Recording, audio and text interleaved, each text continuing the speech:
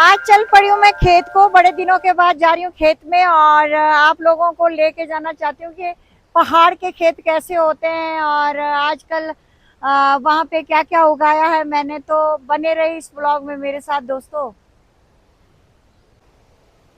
तो आज मुझे मौका मिला खेत जाने का ना, क्योंकि मैं बहुत दिनों से बाहर घूम रही थी।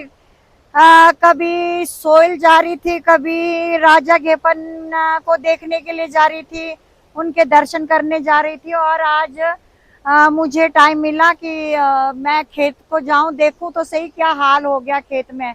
बरसातों में एकदम घास उग जाते हैं दोस्तों, इतना ज्यादा घास। आप देखो यहाँ से मेरे से चला नहीं जा रहा, इतना घास है कि रास्ता तक बंद हो गया मेरा।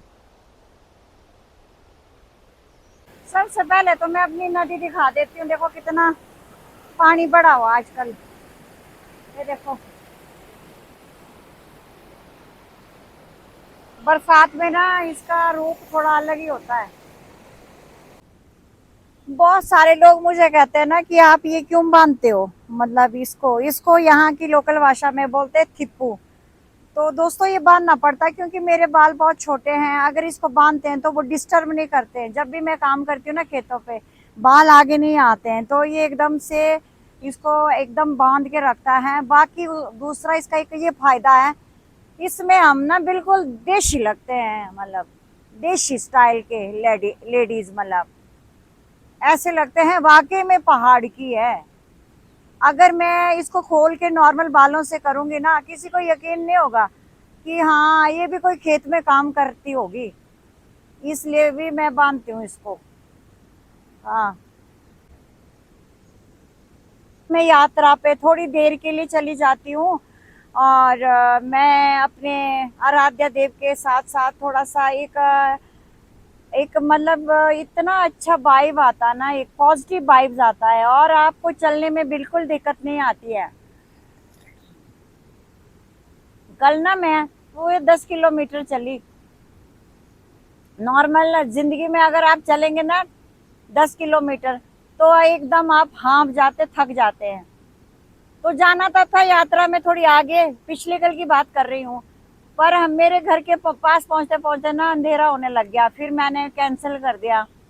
फिर मैं यात्रा को नहीं गई। और आज भी इस टाइम पे चले होंगे हमारे देवगण देवता के साथ चल पड़े होंगे और रास्ते में जलपान होता है, जैसे मैंने पिछले कल बताया था आप लोगों को। वैसे हर 12 साल के बाद हमारे राजा घेपन मलाना जाते हैं। मलाना वो इसलिए जाते हैं क्योंकि वहाँ का जो आराध्य देव है जम्बलू देवता, वो इनके बड़े भाई लगते हैं। इसलिए वो अपने गुड़ के मतलब जैसे गुड़ होता है ना, उसमें देवता आता है, तो गुड़ बोलता है कि हाँ देवता चाहता है कि मैंने जाना है। तो इस बार भी इच्छा जाहिर की कि जाना है। 9 साल के बाद निकले, अदरवाइज कई बार 12 साल के बाद वो यात्रा पे जाते हैं।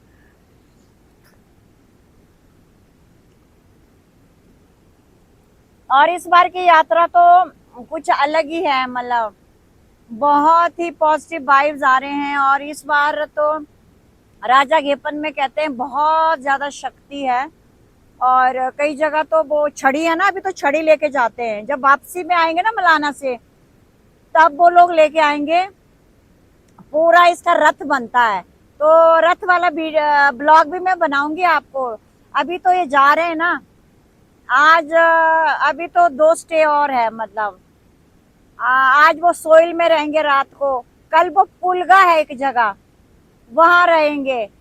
फिर सुबह उठ के, सुबह सवेरे जल्दी जल्दी पूरा एक जोत, मतलब एक पूरा दर्रा क्रॉस करना है। उसका नाम है चंदरखनी। वो इस तरह से ऐसे चढ़ते हैं ना, उस चंदरखनी से ऐसे पहाड़ी से चढ़ते हैं और इस पहाड़ी से नीचे उतरते हैं और यहाँ पे मलाना है। तो 3 दिन का स्टे करेंगे वो मलाना। 3 दिन स्टे करने के बाद फिर वापिस वो अपने रथ को लेके इसी रास्ते से आएंगे। फिर आज तो मैं घास काटूंगी और मैं अपने ग्लव्स भी लेके आई हूँ। ये ग्लव्स देखा ना आप लोगों ने मुझे, मैंने बनाया था। वो इसलिए बनाया था क्योंकि ये हैंड प्रोटेक्ट करते हैं। मतलब जब आप घास काटोगे ना तो आपकी उंगलियां नहीं कटेंगी, इससे प्रोटेक्शन होता है।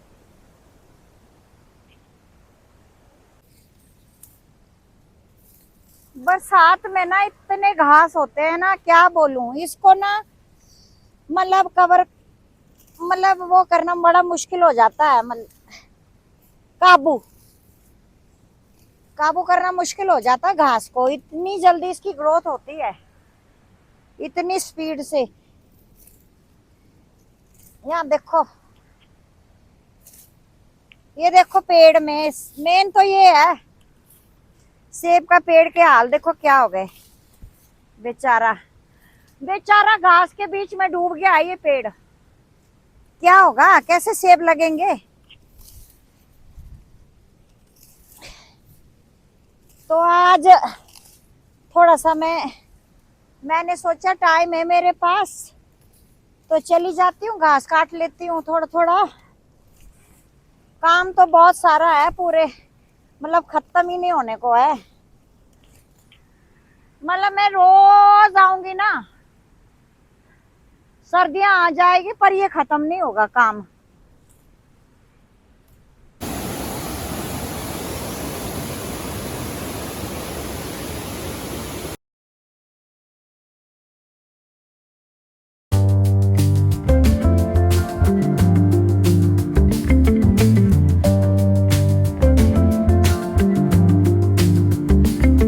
मेरे खेत में दोस्तों अभी तो है बीटरूट और गाजर, इनके दोनों के ना अभी रूट्स नहीं रेडी हुए हैं।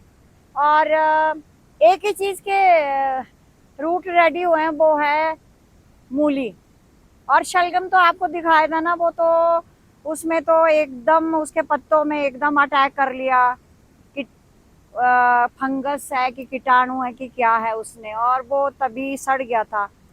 तो इस टाइम पे यही चीजें हैं मेरे खेत में, और तो मैंने इस बार कुछ नहीं बीजा है। और थोड़ा सा वो देखे फ्रांसबीन बीजा हो मैंने, वो आगे दिख रहा है, उसके वो थोड़े से फ्रांसबीन है, अब उसमें लग रहे हैं फूल, और थोड़े दिन के बाद खाने को तैयार हो जाएंगे।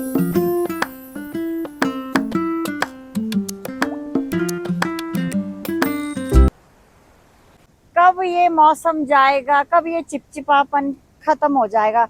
हमारे यहाँ तो 15 अगस्त तक रहता है ये, इट मीन्स कि अभी 15-16 दिन है। 15 अगस्त के बाद यहाँ मौसम में एकदम चेंज हो जाता है, फिर ये चिपचिप वाली गर्मी नहीं रहती है यहाँ पे, फिर धीरे धीरे धीरे ठंड का आगमन होता है। अरे मैंने तो अभी मार्केट से लेना है वूल, और स्वेटर बनाना एक और अच्छा सा, क्योंकि मुझे ना वो क्रोशिया वाला डिज़ाइन बड़ा पसंद आया, थोड़ा सा खुला खुला वाला ना, वैसा एक स्वेटर बनाऊंगी अपने को सर्दियों के लिए। आजकल थोड़ी देर मुझे टाइम मिल जाता है, आप लोगों के साथ जब गपशप करती हूँ ना लाइव पे आके, तब मैं बनाऊंगी।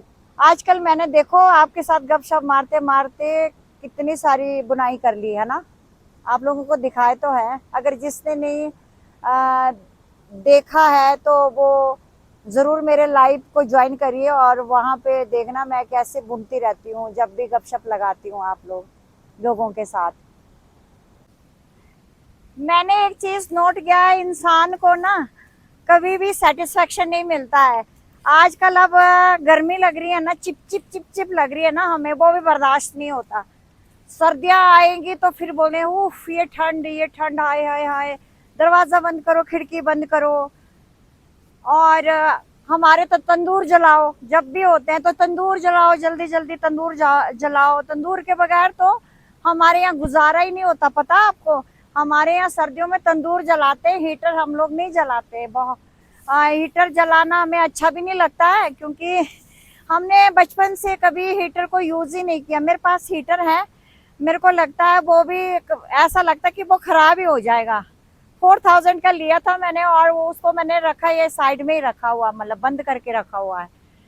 तो मतलब मैं ये कहना चाहती हूँ कि हम में ना जरा भी पेशेंस नहीं होता, जब भी मतलब कुछ भी हो जाए। मतलब हमें अपने अपने कंफर्ट लेवल के मुताबिक हमारे को मौसम चाहिए, वो तो होगा नहीं। और हमें इन मौसम से ही सीखना चाहिए कि